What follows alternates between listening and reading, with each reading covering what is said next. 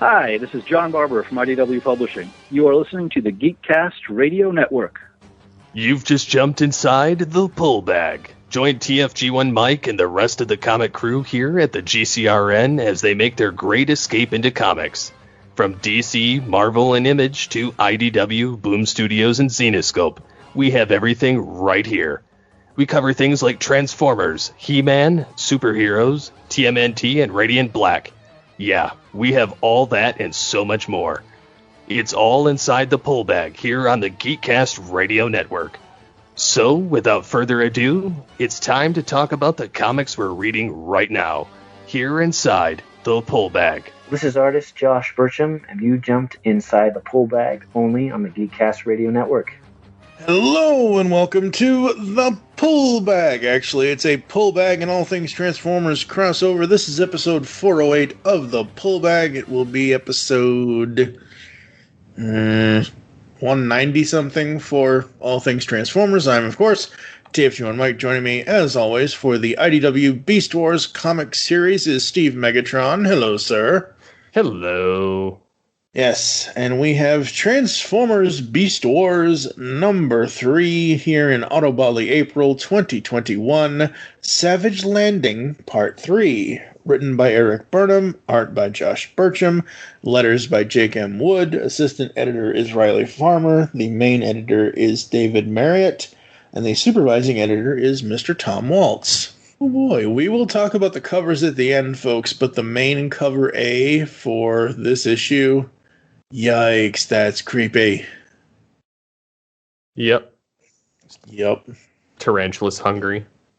Of course, Tarantulus is always hungry.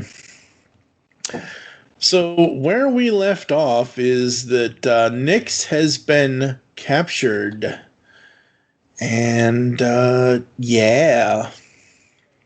We start at the dark side. And Waspinator's just walking through the base, through the ship, and we have Nyx on a torture table, apparently. Shocking. Yep. Good evening, my dear, and welcome to the dark side. I am Megatron, and we're going to have a wonderful conversation, you and I.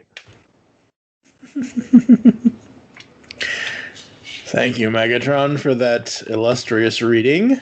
I like this. I have so many questions, and you'll answer them all. Yes, or tarantulas will cause you pain like you've never experienced. Tarantulas? But he's a butcher. Ah, well, that's just one of the reasons I find him so useful. And we have Tarantulas and Dinobot, and Dinobot is basically ready to leave at this point. I know, he's like packed his bags. He's like, I'm sick of this crap. Screw you guys, I'm going home. I know. Screw you guys, I'm going Maximal. That's true. I cannot wait until we see how that happens in the next issue.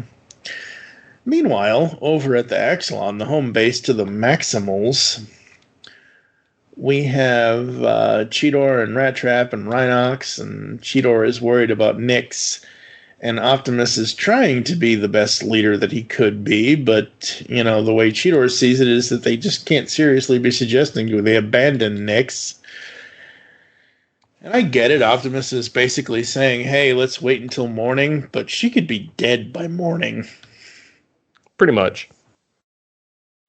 Primal's just like, there's just no pleasing some people. Uh-huh. Yes, exactly.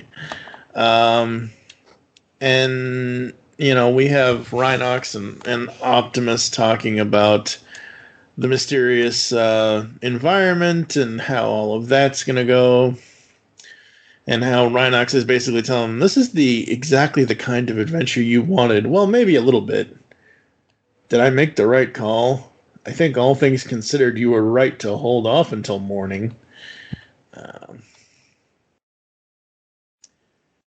And we get back to the dark side, and they do kind of make Cheetor as if he's not quite the kid. They make Nyx as the kid. Yeah, which I think is good, because we've seen, Cheetor still is the kid. He's kind of like the big brother, and she's the little sister kind of thing. But it's still young Cheetor to me. You want to take Megatron's next line before Nyx is ready to talk? The delicate circuits or the now then? Delicate. All right. Delicate circuits will begin to rupture soon. You know, beyond the point of repair. Your external frame will crack. The techno-organic cells of your alt mold will burn. But you can avoid such pain simply by telling me what I need to know. All right, I'll tell you what you need to know. History barely remembers the original Megatron. It's never going to remember you. Megatron's Commander, bleeding. that's the highest setting. I'm aware of that. Megatron, this is too much. This is not your concern. Yes, and... Or like where he, shoves him up against the wall. Insubordination. Yeah, I love that image. That is so good. The lines on it, the colors on it, between Dinobot's colors and the showing how Megatron's making the movement with the red in the background. Oh, it's so good. And just holding Dinobot up basically by the it's basically a Megatron Starscream hold, really. Mm-hmm. The old Starscream chokehold. Really, that's what this reminds me of. It is so cool. And then we get Tarantulas wanting to use one of his experiments. Yep. Oh, boy. And then Megatron's like, Yes, an excellent point, Tarantulas. You deserve a reward. You may have the Maximal. Mm-hmm. Yeah. And Tarantulas is just like, Oh, thank you, Megatron. She'll be the perfect test subject for a prototype I've been dying to try. Yeah, it's crazy the stuff that they're messing with her with. Yeah, and I love that they brought in the transformation lock lens. I think that is super cool how they used it. Well, and they used it way earlier. Well, right. Obviously. But it just shows Tarantulas just had it. But it's worse because he locked her in robot mode so that she couldn't transform. And then she's like, oh, energon poisoning underway. I love how in the middle of this, when she's locked, she's like, computer, you're not really helping.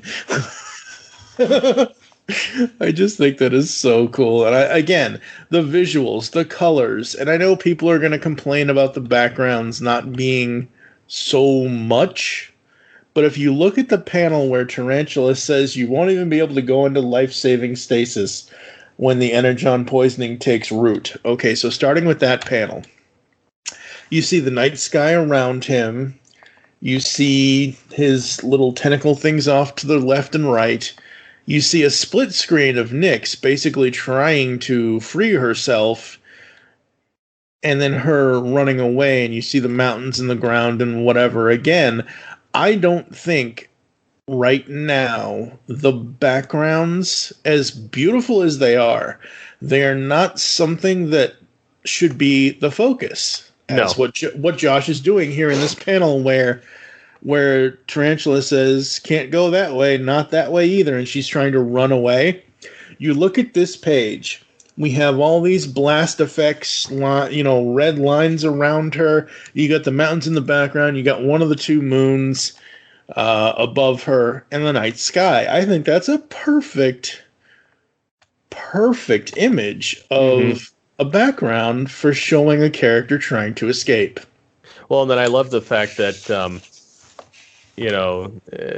aren't you going to take a shot too? And then terrorists are, Yeah, you should get it on this now, before she's dead. and then Dinobot, I think I will take a shot. and then he just blows it up. He destroys the lock lens. Yep. Fail me once, Dinobot. Shame on me. Fail me twice. Predacons, destroy him. I love the tarantulas in Dinobot thing, because like they have this like dance that they do throughout Beast Wars 2 of just insults, but they have this appreciation of each other too, so it's just weird. But tarantulas, that prototype was one of a kind. You destroyed my baby. Your baby was an abomination. It's like pineapple on pizza. Exactly, yes, that's right. I will have my revenge. I doubt that. And then they're talking about his loyalty. Yep. He's like, blind loyalty is for the simple-minded. Exactly. And it goes to show the honor he has.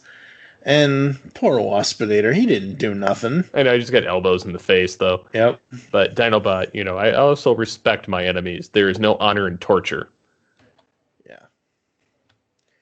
I'm loving Scold. I think Scold versus Dinobot is really cool. Well, and then, he says, you're young, you don't understand yet. Yeah. And I love how he picks her up and basically just throws her like a frisbee. I love that. I think that is so cool. Throws her right at Megatron. Throws her right at Megatron, but it knocks Megatron and the rest of the Predacons back into the ship. And because Dinobot was the security officer, computer, initiate Darkseid Security Defense Protocol code Omicron D7. Full lockdown initiated. No. No, let us out. Stop. No one can break through the shielding. We'll have to wait until the computer can be reprogrammed. I can't believe Dinobot did this. Well, I can't. I never liked that guy. And then Waspinator.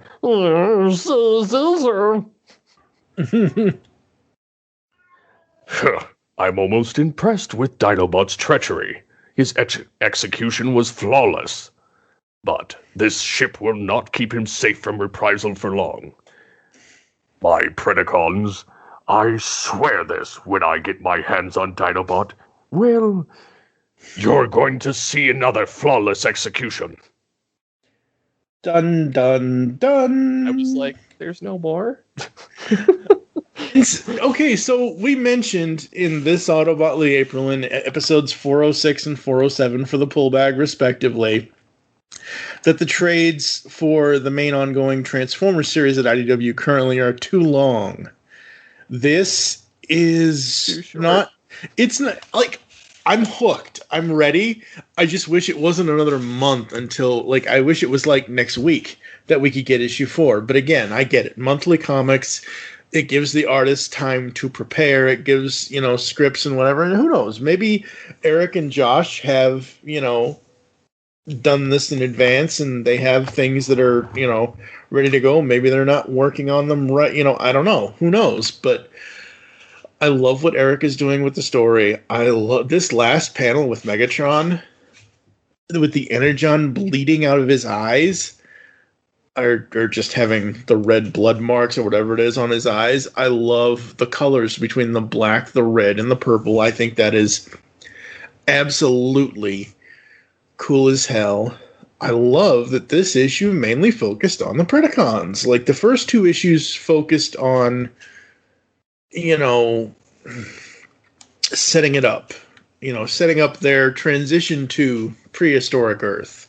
Now, even though they don't know that yet, but we do as the readers and whatever, and longtime Beast Wars fans. And now we're really getting into what this story is going to be and how Dinobot traders and what happens to Nyx and what's going to happen with Rhinox and everybody else, and just seeing all, and I balk at new characters.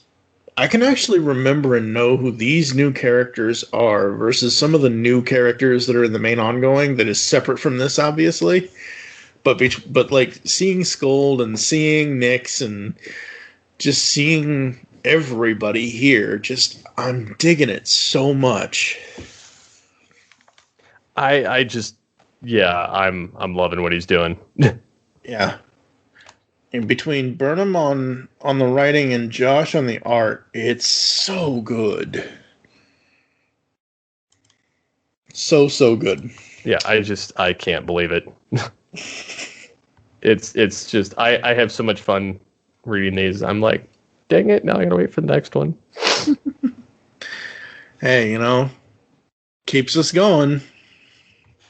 Keeps us wanting to get them. Absolutely.